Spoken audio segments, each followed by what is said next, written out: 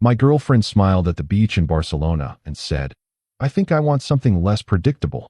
I told her adventure should never wait for permission, returned home alone, built a life she never imagined, and eventually she heard about it from friends. "I think I want something less predictable." She said it the way you'd say you want a different flavor of ice cream. Casual, breezy, like it wasn't the kind of sentence that rearranges the furniture inside a man's chest and doesn't put a single piece back in the same place. We were sitting on the beach at Barcelona. The sun was doing that thing it does in Barcelona in late July, burning gold and shameless, painting everything and everyone in that particular light that makes the ordinary look cinematic. Camille had her knees pulled up to her chest, her chin resting on them, her eyes watching the water instead of watching me. She was smiling. That was the part that got me. She was smiling when she said it. Not nervously, not apologetically. She was smiling the way people smile when they've already rehearsed something and the delivery came out better than expected. I remember I had a half-eaten churro in my hand. I remember the exact weight and texture of it. I remember putting it down in the sand and just looking at the side of her face. "Less predictable," I said. Not a question. More like I was turning the phrase over in my mouth to check if it tasted like what I thought it tasted like. "Yeah," she said. She turned to look at me then. Her expression was the strangest mix of apology and excitement I'd ever seen on a single human face. Like she'd already imagined the life on the other side of the sentence, and she liked what she saw there. Like the conversation we were about to have was just a formality she needed to get through before arriving somewhere she'd already mentally packed for. "What does that mean, Camille?" She shrugged with one shoulder. One shoulder. The kind of shrug that communicates I'm being vague on purpose, but I hope you fill in the rest so I don't have to spell it out. "I don't know. I just feel like we've been on the same track for so long. Same routine. Same everything. Like we've stopped surprising each other." "We're in Barcelona," I said. "Right now, in this moment, we're on a beach in Spain." "I know," she said. But she said it in a tone that meant yes. And I already knew we were coming here in February. And I knew what hotel we'd stay at. And I knew what neighborhood we'd eat in. And I knew you'd suggest the Picasso Museum tomorrow. And you'd have already looked up the skip-the-line tickets. Because that's who you are. That's how trips work," I said. "I know how trips work." She looked back at the water again. "I just mean I want more spontaneity. More aliveness. Like, the feeling of not knowing what happens next. Does that make sense?" It made sense. It made the kind of sense that arrives dressed as something else so you can't identify it properly in the moment. The kind of sense that seems like a preference, like a quirk, like a small complaint, and only reveals itself later as the whole architecture of a decision that was already made. What it really was, what I understood then but couldn't name, was that she had already started the process of leaving me. She had been leaving slowly, for months, in the private interior way that people leave before they leave. And what she was doing right now, on this beach, with that smile, was just the spoken version. She just wanted me to make it easier for her. Hey viewers, before we move on to the video, please make sure to subscribe to the channel and hit the like button if you want to see more stories like this. We had been together for 3 years. I was 29. She was 27. We met at a friend's rooftop party on a Thursday night, and by Sunday afternoon, we were walking through a farmer's market together like it was already a habit we'd had for years. That's how it went with us. Fast and comfortable, like a bed you fall into and immediately recognize, even when it's the first time. For 2.5 years, comfortable was exactly what it felt like. And then something shifted. I didn't have a name for the shift at the time. I just noticed she started comparing things. Not me, specifically, but things. Ways of living. Approaches to existence. She'd come back from a work conference in Lisbon about 6 months before Barcelona, talking about a colleague named Felix who'd quit his banking job to sail around the coast of Portugal for a year. She mentioned Felix the way you mention a documentary that changed your perspective, with a certain reverence, with the particular warmth reserved for people who have done the thing you've been afraid to want. He just decided, she said, over dinner, the Lisbon trip still fresh on her. He had a whole career, good money, and he just decided. That's one way to do it, I said. Doesn't it make you want something like that? Like sailing? Like choosing differently. Just deciding. I thought about it. I make choices, I said. Deliberate ones. And she looked at me with an expression I couldn't quite decode. Like the deliberateness was precisely the problem. I was working at a mid-size architecture firm at the time. Good salary. Stable trajectory. The kind of career you point to at family dinners, and everyone nods approvingly without really knowing anything about what it involves. I had a nice apartment, a good gym routine, a roster of restaurants I trusted, a tight circle of friends I saw with comfortable regularity. I planned the trips. I handled the logistics. I was reliable in the way that means, if I say I'll be there, I'm there. I was, by every reasonable definition, a good partner. But somewhere in those 6 months between Lisbon and Barcelona, Camille had started deciding that reasonable definitions were, themselves, the problem. That being reliably good was somehow the same thing as being quietly invisible. I didn't know that yet. I was still trying to figure out what she'd meant by something less predictable when she fell asleep that night and left me in the dark with it. We didn't fight on the beach. I want to be clear about that. She didn't say anything cruel, nothing that crossed the line, nothing that could be held up as an incident. She said she wanted spontaneity and aliveness and less predictability. And I sat with it. I sat with it for the rest of that afternoon while we walked along the harbor, watching the boats come in, watching the city do its beautiful thing. I sat with it over tapas that evening, watching her laugh at something the waiter said, watching her tip her head back and be exactly as beautiful as she always was. I sat with it in the narrow, lovely streets of Elborn when we walked back after midnight, the city still alive and warm around us. I sat with it that night in the hotel room while she slept, curled on her side with the sheet loose around her, and I lay awake listening to the sounds of the city through the window. Mopeds, distant music, someone laughing in the street below. By morning, something in me had gone very quiet. Not the hurt kind of quiet. Not the shut down and close the doors quiet. A different kind. The clean, certain quiet that arrives after you've heard something completely and processed it completely and come out the other side of it knowing, with a kind of cellular certainty, exactly what needs to happen next. I got up at 6. I made coffee from the little machine on the desk. I stood at the window in the gray blue of early morning and looked at the rooftops of Barcelona. All that terracotta and pale sky and laundry lines. And I thought about what she'd said. Less predictable. More aliveness. Spontaneity. And then I thought, very carefully, about the previous 6 months. The way she'd stopped reaching for my hand at restaurants. Not every time, but enough that I'd noticed the pattern. The way she'd started keeping her phone face down when we were together. Not in an accusatory way. Just turned over, screen down, a small physical absence. The way conversations had started arriving with a faint lag in them. The way she'd answer something and then go back to wherever she'd been before I spoke. I thought about Felix and his sailboat. I thought about that reverence in her voice.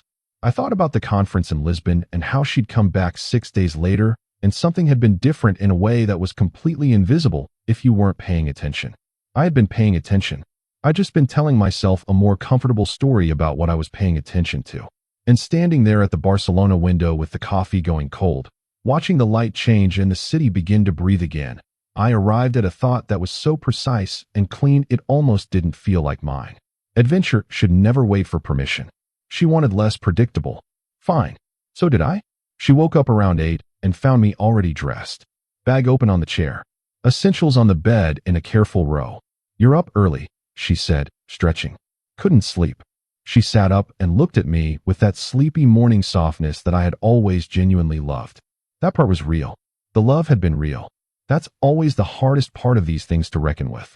What time is it? Just past 8. She pushed her hair back. I was thinking we could go to the Picasso Museum today, and then maybe that little wine bar your friend recommended. I'm going to head home, I said. She blinked. Not once. Multiple times. The way you blink when your brain is trying to process a sentence that doesn't compute. What? I'm going to change my flight. Head home today. The silence that followed had a texture to it. Like the air had shifted density. Are you serious? Yeah. Because of what I said yesterday? I turned from the window and looked at her directly. She looked confused. Alarmed, maybe. But not. And I want to be precise here, not devastated. There was no wreckage on her face. There was the surprise of an unexpected move, yes. But not the grief of someone who has just understood they're about to lose something they can't live without. That was a piece of information I received quietly and stored somewhere I could look at later. Not because of what you said, I told her. Because of what it meant. I was just talking. I didn't mean. Camille. She stopped. I think you meant exactly what you said.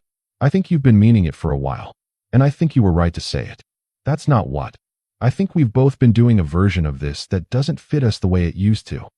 She opened her mouth, closed it, looked at her hands. And you want to be happy, I said. So do I. I zipped the bag closed. The sound of it was very definitive in that quiet room. You stay? Finish the trip. You paid for the room. Enjoy every minute of it. I'm going to start figuring out what my version of aliveness looks like. She looked at me the way you look at someone when the narrative you were running has suddenly been taken out of your hands. She'd expected a fight, or tears, or a promise. She'd expected me to fold inward and offer to be better, different, more. She'd expected to be the one holding the ending. What she got instead was this. And she didn't know what to do with it. You can't just leave, she said. Why not? Because we came here together. We did, I said. But you're telling me you want something I haven't been giving you. I'm not going to argue about that. And I'm not going to promise to be different and then spend the next 6 months being exactly the same. I picked up the bag. I looked at her one final time. She was still sitting on the bed, still with that expression. I hope you find what you're looking for, I said. I mean that. And I walked out. I changed my flight at the airport, sat in a hard plastic chair by gate C14 with a terrible espresso in a paper cup and my bag between my feet. And for a full 20 minutes I waited for the feeling of having made a catastrophic mistake. It didn't come. What came instead was something much stranger and much harder to explain to anyone who hasn't felt it. Relief. Not the relief of escaping a burden. Not the cold relief of running from something difficult. The relief of a man who has finally, after a long time, stopped trying to be the right shape for a container that was never built for him. She texted at noon. Are you actually at the airport? I replied, yes. Safe travels. Enjoy Barcelona. She replied quickly, this is insane. And then, you can't be serious right now. And then, can you just call me? I read all 3. Didn't respond to any of them. Not out of anger. I want to be very clear about this. I wasn't performing distance. I wasn't being strategic. I simply didn't have anything to add. She'd said what she'd said. I'd heard it. I was acting on it. What was there to call about? She called at 1. I let it go to voicemail. She called again at 2:30. I let that one go too. By the time I was boarding the plane, the silence from my end had settled into something that felt final, and I think somewhere in that silence she understood that this was not going to resolve the way she'd imagined. I put my headphones in. I ordered a glass of red wine. I looked out the oval window at the coastline of Spain receding below. All that gold and blue getting smaller and smaller. And I thought about the question I'd had at the window that morning. What do I actually want to build? Here is what I want to tell you about the weeks that followed, because I think they're the part people always skip over in stories like this, and the skipping matters. They were hard. Not in a dramatic, cinematic way. Not in the way of a person in a music video, walking through rain, staring at photographs, sitting on park benches with meaningful expressions. In the slow, low-grade, grinding way of a person who has just removed something from their daily life that was also, somewhere under all the recent difficulty, a piece of their texture.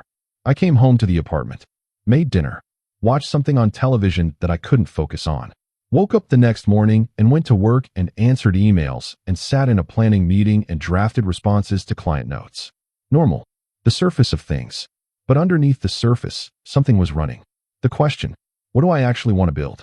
And around that question, a series of smaller ones radiating outward. What have I been afraid to try?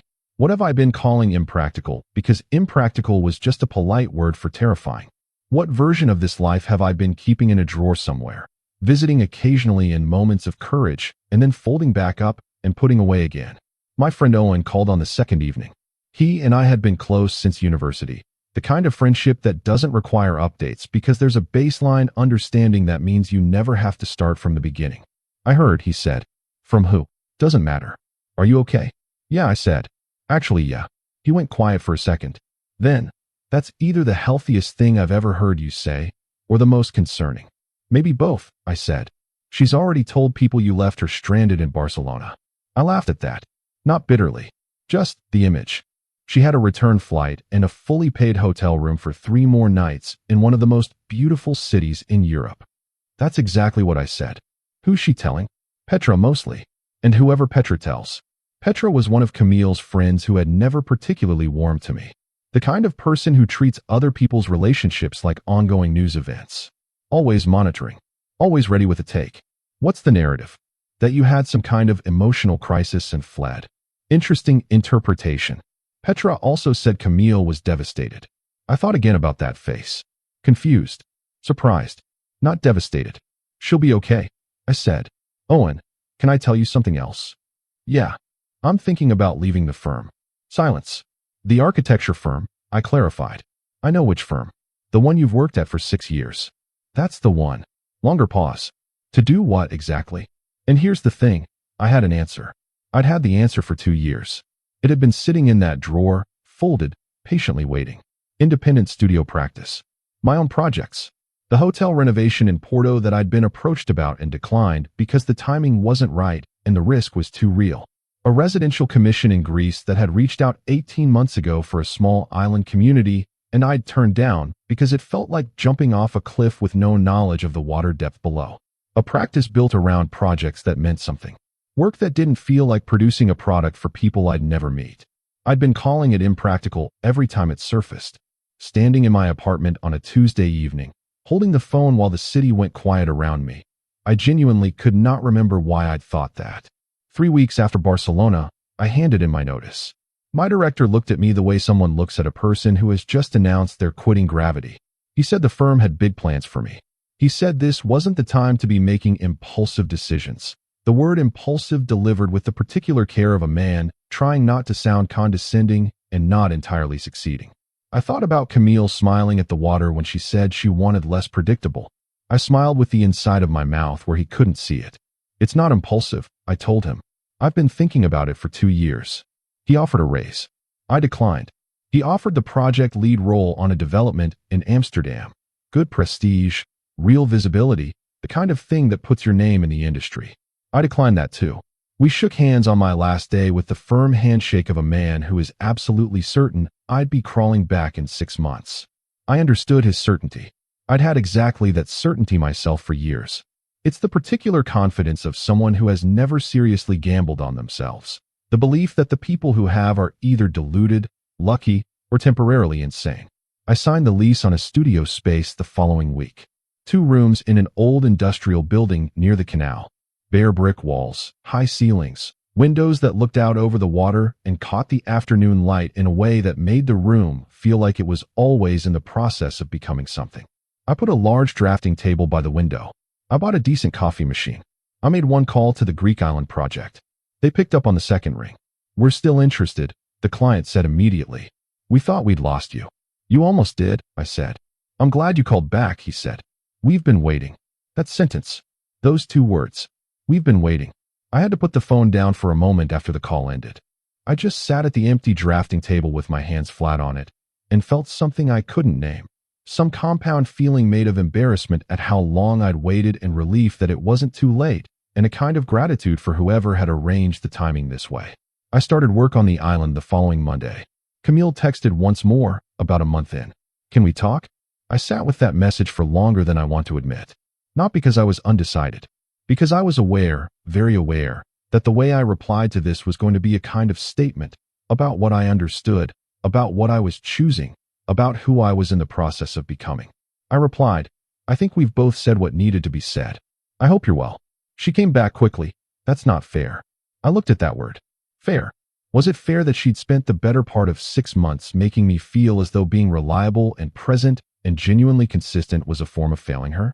Was it fair that she'd come home from Lisbon carrying a man's story like a lantern, holding it up against our relationship to see what our relationship was missing? Was it fair that she'd smiled at the beach? I didn't say any of that. Not because I was holding back, but because none of it would have changed anything, and I knew that. I said, "I'm not trying to be unfair. I just think this is where we land." She didn't reply, and the silence of that non-reply told me everything the previous 6 months had been trying to tell me, and I'd been too close to hear. Because a person who genuinely wanted to fight for something, who felt the loss of it in a real and urgent way, doesn't go silent when given an opening. Camille had been hoping, I think, for the dramatic version, for me to chase her, to send the messages that said, "I understand, I'll change, just tell me what you need." She'd been hoping to be the thing that I scrambled after. And the moment I didn't do that, the moment I held my hands open and just let it go, she had no stage left to perform on. I went back to the drafting table. The Greek island project took 4 months. I flew out in September and spent the first 3 weeks living on site to understand the place properly. The island was small, a few hundred residents, a little harbor, white buildings climbing up a hillside in that determined, organic way that makes you feel like they grew there rather than being constructed. The client wanted to convert an old family compound into something alive again. Not a resort. He was very clear about that. Not a museum of what the place used to be. A place. A living, breathing place that held memory without being paralyzed by it. On my third evening, I sat on the hillside at sunset and drew for 3 hours without stopping. Not because I was trying to hit a target or meet a deadline. Because the ideas arrived faster than my hand could catch them, and the only thing to do with that kind of momentum was just keep going. I don't think I'd felt that since graduate school. The specific sensation of being so exactly in the right place, doing the right thing that your body forgets to be tired. The work was hard. The conversations were hard. Navigating what the client wanted against what the site could hold. Finding the balance between honoring what was there and allowing something new. The logistics were a particular variety of nightmare. But every single morning I woke up on that island, in a small rented room with a window that looked over the water, with the same feeling I'd had at the Barcelona airport. That clean relief. That sense of motion in a direction I'd chosen. I called Owen from a little terrace one night in early October, an ouzo in hand, the harbor lights below me arranged like something from a painting. "How's the hermit life?" he said. "Genuinely incredible. I mean it. You sound different." "Different how?" He thought about it. "Like the background noise has gone. Like there used to be something running underneath your voice, and it's not there anymore." I looked out at the harbor. The water was so still that the lights reflected perfectly. "Yeah," I said. "I think it has." "Camille asked about you," he said. "Through Becca." That surprised me. Not devastatingly. Just unexpectedly. "What did she ask?" "Whether you were still at the firm. How you were doing generally." "What did Becca say?" "That you'd left the firm. That you were working on some kind of project in Europe." And apparently that was enough to generate a follow-up question. I sat with that for a moment. "She'll be fine," I said. "I know. I just thought you should know the information flow." "Thanks. You genuinely okay out there?" "Owen, I'm on a Greek island at 10 o'clock at night with an ouzo, working on the best project I've ever been given, and I haven't had a single Sunday feeling since I left." "Sunday feeling?" "You know, that low-grade Sunday dread. The feeling of the week closing in." "God," he said. "Yeah. Okay. You're better than okay." Significantly, the project launched in November. A small feature in an international architecture journal. A photograph of the finished compound taken at golden hour. The warm stone, the shadows long and precise. The view of the water framed by the new terrace wall exactly as I'd drawn it on that first evening on the hillside. I looked at that photograph for a long time. Not with vanity. With the specific, sober satisfaction of looking at a thing that didn't exist before and exists now, and understanding that you reached inside yourself to find it. I hadn't known that feeling properly until then. I'd been starving for it without knowing I was hungry. December I was in Porto. The hotel renovation. The project that had approached me 2 years ago when I still had 1 foot in the firm and 1 foot in the future and couldn't fully commit to either. The owner was a woman named Vera. She was 41. She'd inherited the hotel from her grandmother and spent 6 years deciding what to do with it. Not from indecision. She was one of the most decisive people I've ever met. From respect. She wanted to understand what she had before she changed it. She'd traveled extensively, had specific and well-considered ideas, and had interviewed 4 different architects before me. Our first meeting was a 2-hour walk through the building while she told me the history of every room. Not from notes. From memory. The corner suite where her grandmother had watched the sunrise with coffee every morning because the light hit a specific angle at a specific time of year. The back corridor that still smelled faintly of the lemon verbena her grandmother grew on the windowsill. The courtyard that had been the center of the building's life for 4 generations. I remember thinking, this person has been waiting to be heard. Not flattered. Not impressed by my portfolio. Actually heard. I designed the renovation around the stories she told me during that walkthrough. She didn't know that at first. She thought I was taking notes in the conventional sense. When she figured it out, when she walked into the redesigned corner suite and realized the window had been repositioned by 8 inches to frame exactly the view her grandmother had described, she went very still. She stood there for a long moment. Then she said, quietly, "You were actually listening." "Of course I was," I said. She turned to look at me with an expression I'd only seen a few times in my life. The expression of someone encountering a quality they've been told exists but have rarely found. "You'd be surprised," she said, "how many people aren't." That was in January.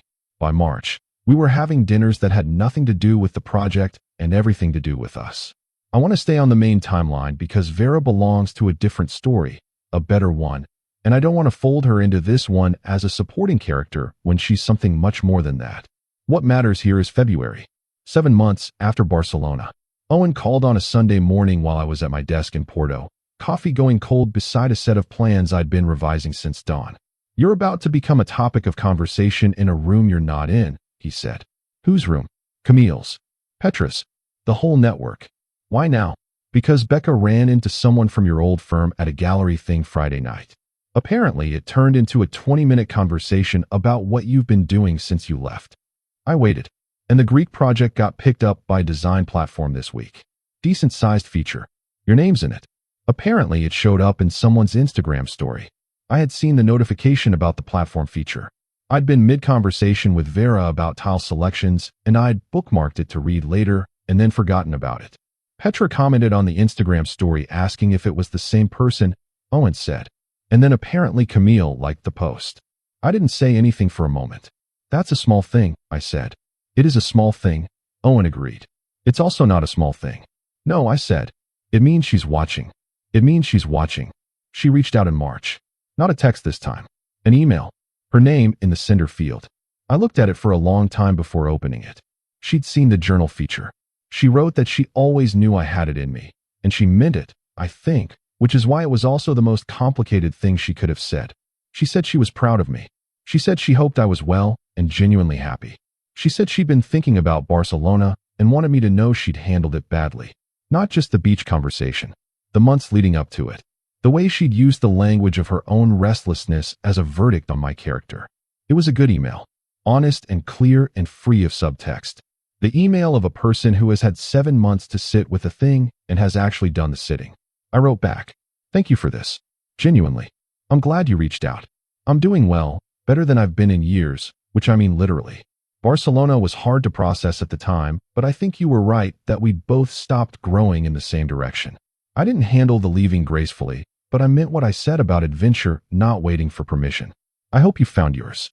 She replied within an hour. That line, adventure not waiting for permission. She said she'd turned it over in her head more times than she could count since July. She said she hadn't expected me to mean it literally. She thought it was something you say. Something dramatic and cinematic that precedes the tearful resolution. I replied, "That's the thing. I don't usually say things I don't mean." She replied, "I know." And then, "I think I forgot that." Those 4 words had a particular weight to them. I think I forgot that. Not, I never believed you. Not, I didn't take you seriously. But, I forgot. She'd known who I was. She'd just decided, somewhere along the way, that knowing me meant she could predict me. And predicting me felt like a kind of smallness. And she'd confused predictability with limitation when the two things aren't the same at all. We had a video call a week later. Her idea. I agreed because I didn't think it would cost either of us anything, and I thought there were things worth saying that a text thread was too thin to hold. She looked good. Changed, in the way of a person who has been through a kind of weather and come out altered. She'd left her company, moved into freelance consulting, she said. Was working with a smaller number of clients on things she actually cared about. Was traveling more freely. Had recently been to Morocco with a group of people she'd met through a creative community she'd found after leaving the job. "Funny," I said. "What? You found your version?" She smiled at that. Not defensively. Just honestly. I think I needed to find it for myself before I could stop expecting someone else to hand it to me. That's a good realization. It took a while. She looked at me with a directness that I'd always respected in her, even at the end of things. "I keep thinking about Barceloneta," she said. "The beach. That afternoon. I know. I thought you'd argue with me." A small, rueful sound. "I thought we'd fight about it and get upset, and then the next day we'd go to the Picasso Museum and share something overpriced at a wine bar, and then fly home, and things would go back to normal, but with a small improvement. And instead you just," she gestured slightly, "left." Yes. Do you know how genuinely destabilizing that was? I imagine pretty destabilizing. I spent about 2 months thinking you'd had some kind of crisis. "That's the Petra reading," I said. She laughed. "Petra has very strong feelings about what you did." "I know." And then somewhere around month 3, she said, her tone shifting, "I saw Owen at a mutual thing, and he mentioned the Greece project. And I felt," she paused, "I felt proud. Like, genuinely proud of you. Not in a possessive way. In the way you feel proud of someone who has stepped into who they actually are." I waited. "And that was the moment," she said, when I understood something. What? I thought you were predictable because of the choices you made. The firm, the apartment, the planned trips. The comfort. But you weren't predictable. You were just contained. By safety. By what was expected. By me, maybe. By myself, mostly, I said. She nodded. Right. A pause.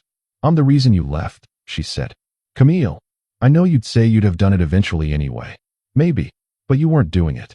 You were maintaining everything. And I said what I said on the beach, and 24 hours later you were on a plane. Sometimes you need someone to say the thing out loud, I said. Even if they're saying it wrong, for wrong reasons. I said it very wrong, she said quietly. You were unhappy, I said. I was, she said. Not with you specifically. With the version of myself that existed inside our relationship. I didn't know how to say that, so I said it sideways. As people do. As I did, she corrected. We sat with that. Not uncomfortably. With the particular ease of two people who are fully past something and can therefore see it clearly. If I'd said it honestly, she said. What would you have said honestly? She thought about it. I'm not happy with where I am. I don't know if it's the relationship or me or both. Can we figure it out together? That would have been the honest version. Instead, I told you our life was predictable and smiled at the water. You did smile at the water, I said. She closed her eyes briefly. I know. I want to tell you what I've learned about how people leave things. Not because I have authority on the subject, but because sitting on that video call, listening to Camille find the words she hadn't had in July, I understood something that I didn't have language for before. When people want to leave something, a relationship, a version of their life, a version of themselves, they often can't just say that directly. It feels too exposed. Too much like admitting to themselves that they chose badly or weren't brave enough sooner. So instead they look for something to point at. A reason. A diagnosis. Something they can say. If this were different, I could stay. Camille had pointed at my predictability. At my stable income and my planned trips and my reliable, present, considerate nature. She'd made those things the obstacle. She'd said, if you were more spontaneous, I could be more alive here. But what was actually true, and I think she knew it then in some unexamined way, was that she had been becoming a different version of herself and wasn't sure I'd meet her there. And rather than find out if I would, she sent the message sideways. And the irony, which is the thing she articulated on that video call, is this. The thing she'd been hoping would happen, some unlocking in me, some aliveness emerging, it happened. It happened exactly. It happened harder and more completely than she could have anticipated. She just wasn't there to receive it. And by the time she understood that what she'd been pointing at on the beach in Barcelona was something real that was actually in me, not predictability, not smallness, but a version of myself I was keeping carefully rationed, I was already somewhere else entirely. Using it. May. A mutual friend's wedding in the countryside. Owen warned me in advance that Camille would be there. You don't have to go, he said. I want to go. Right, but, Owen, I want to go to the wedding. It's a good person getting married on a beautiful day. It's not complicated. He gave me the look he has. The one that means he's running a diagnostic. You seem very calm about this. I am calm. Is it because of... I'm calm because I'm genuinely fine. That's all. He paused. Okay, he said. But if you say that word, genuinely, one more time, I'm going to start worrying that you've been replaced. The ceremony was late afternoon. Countryside venue. Rolling green hills, old stone walls. A barn converted into something elegant. By cocktail hour the sky had done something with the light that made everything look like it had been lit by a photographer. I was standing on the terrace talking to the groom's brother. Good conversation. He worked in urban planning, had opinions about public space I found genuinely interesting, when I felt rather than saw Camille arrive in the group's orbit. I turned. She was in a pale green dress. Hair at her collarbone. She looked genuinely, honestly, beautiful, in that specific way that has nothing to do with the history between two people and everything to do with the fact that she always was. She saw me at exactly the same time. Something crossed her face. Not pain, not guilt. Something more complicated and more honest than either. The look of a person confronting, in a very direct and physical way, the distance between what they imagined and what is actually standing in front of them. The groom's brother took the social cue gracefully and drifted away. Hi, she said. Hi. We stood on the terrace with the party happening around us and the countryside rolling out below and the lights still doing everything right. You look good, she said. You look great, I said, and meant it as a fact, nothing more. How's Porto? Nearly done.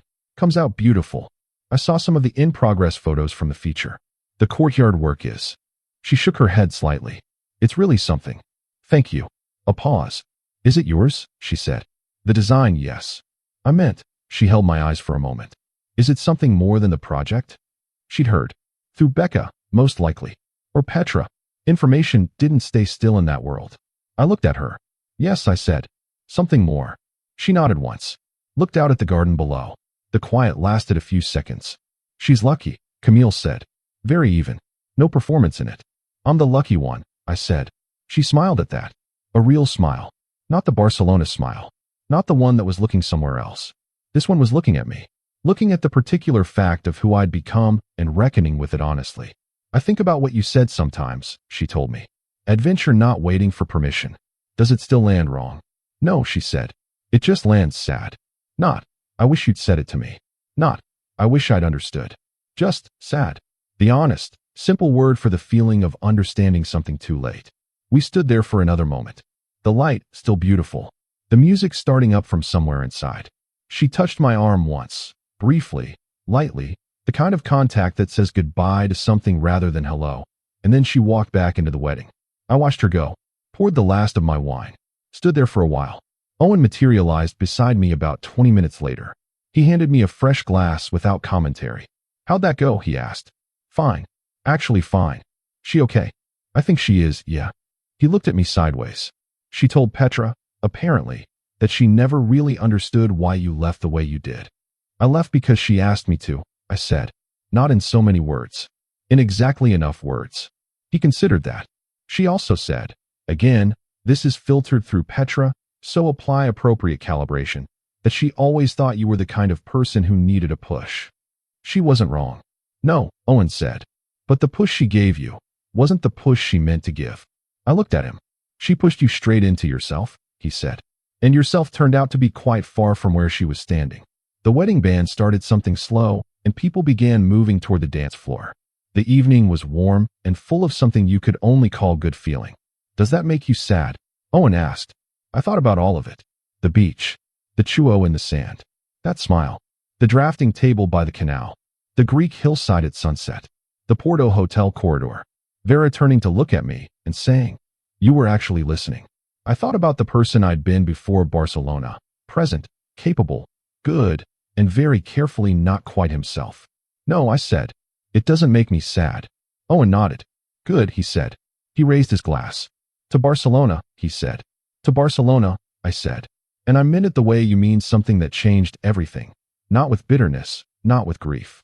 With simple, clear gratitude. There's one more thing I want to say. I'm aware of how it sounds, so I'll try to say it plainly.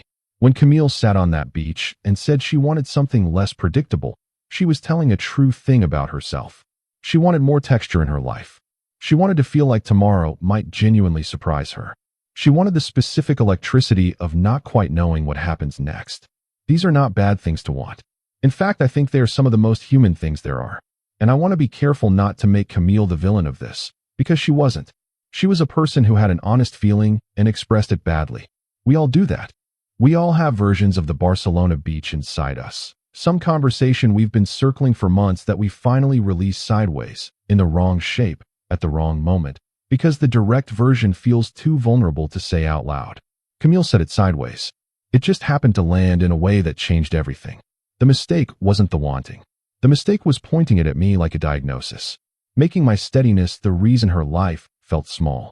I sat with that for months, quietly rearranging myself, wondering what I was doing wrong, wondering what version of myself she'd been hoping for. The thing is, I'd never been asked. She'd never said, tell me about the thing you keep almost doing. She'd never said, what would you build if you stopped being so careful about the blueprint? She'd been living in the same apartment as the answer and never pulled the thread. She'd looked at the surface and decided the surface was all there was. And when I left, when I actually took her words at face value and went and became something, it caught her off guard. Because she'd been hoping the conversation would produce an argument. Not an exit. Not a one-way ticket home.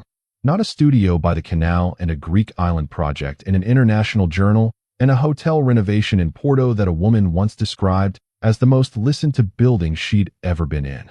That's the part she heard about from friends. Not the leaving. Not the fight that never happened. Not the chuo I put down in the sand and never picked up. The building. The thing that existed on the other side of the permission I stopped asking for. I flew back to Porto 3 days after the wedding. Vera met me at the airport. She wasn't supposed to. I'd arranged a cab. But she was there anyway, standing near the arrival's exit, leaning against a pillar, reading something on her phone with the kind of focused attention she brought to everything. When she looked up and saw me, she didn't make a gesture of it. She just smiled. The particular smile of someone who is glad you're back, not because they were incomplete without you, but because the room has improved. "Good wedding?" she asked. "Good wedding," I said. She took the bag from my shoulder in one easy motion. We walked out together into the early summer evening. The Douro somewhere in the middle distance. The old city behind us. The hotel in its final weeks of renovation. The next thing fully and openly ahead. "You okay?" she said. Because she could read me by then with the precision she brought to everything. "Yeah," I said. "Really okay." She looked at me once. Decided I meant it. Didn't press. That was the thing about Vera. She never pressed. She just listened. And it turned out that being with someone who actually listens is the most surprising thing in the world. Even when you know exactly how it happens. Especially then. We walked to the car. The evening was warm and open. The city was there. The next thing was there. And I was not, in any sense that mattered, waiting for anyone's permission to meet it.